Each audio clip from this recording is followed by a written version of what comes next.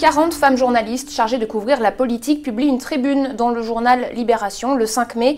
Une tribune pour dénoncer le sexisme ordinaire, récurrent, dont elles sont victimes dans leur travail. Hélène Becmézian, vous faites partie des signataires de ce manifeste. Un manifeste qui commence par un constat ou une revendication. Nous ne sommes pas la génération Françoise Giroud. Qu'est-ce que ça veut dire ? Ça veut dire que les mœurs ont changé, c'est-à-dire depuis l'époque de Françoise Giroud, les années 60-70, où elle volontairement mettait des journalistes femmes séduisantes pour aller à la rencontre des hommes politiques, dans l'espoir d'avoir plus facilement des informations, d'avoir des meilleures relations. Nous disons que ce temps-là, nous n'en voulons plus. Nous ne voulons plus travailler comme ça. Nous ne voulons pas être dans un rapport de séduction systématique avec les hommes politiques. Nous voulons être dans un rapport professionnel, le même rapport que hommes journalistes et hommes politiques entretiennent. Et en 2015, comment il se manifeste, ce sexisme ? Il se manifeste à plein de niveaux.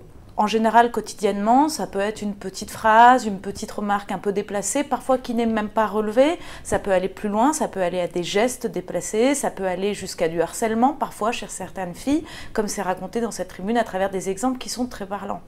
Vous pouvez me donner quelques exemples, vous personnellement Alors moi, personnellement, comme toutes les filles qui sont signataires de cette tribune, il y a des histoires qui me concernent directement, il y a des histoires qui ne me concernent pas, et moi-même en lisant toutes ces histoires, j'ai été très étonnée sur certaines, comme par exemple un député qui ne cessera ses avances que quand on lui aura opposé la menace d'un dépôt de plainte. Des ministres qui prennent en photo les journalistes qui dorment dans l'avion, des ministres qui donnent des numéros de téléphone des journalistes à leur garde du corps ou à leurs conseillers, ce genre de comportement totalement déplacé. Et vous dites que ce sexisme n'a pas de couleur politique en particulier. Est-ce qu'il y a un marqueur générationnel ? Il y a un peu un marqueur générationnel, c'est sûr, c'est quand même quelque chose qu'on retrouve beaucoup chez les hommes d'un certain âge, qu'on retrouve moins chez notamment tous les jeunes députés socialistes qui sont arrivés au Parlement en juin 2012. Mais moi je pense qu'il y a aussi un marqueur social, c'est-à-dire pas seulement un marqueur de finance, enfin je veux dire que de personnes qui gagnent dans leur vie, sociale dans le sens un marqueur d'hommes de pouvoir. Et je pense que ces hommes-là, parfois, eux-mêmes se font prendre au jeu, j'allais dire, mais c'est pas un jeu, mais se font prendre dans ce système. Ils sont grisés par le pouvoir qu'ils peuvent avoir, par parfois l'image qu'on leur renvoie aussi, que certaines femmes journalistes parfois leur renvoient. Je suis bien consciente que c'est un débat qui est délicat, que parfois on est nous-mêmes nos propres ennemis dans cette situation, exactement. Donc c'est quelque chose qui est quand même l'apanage des hommes de pouvoir et des hommes aussi.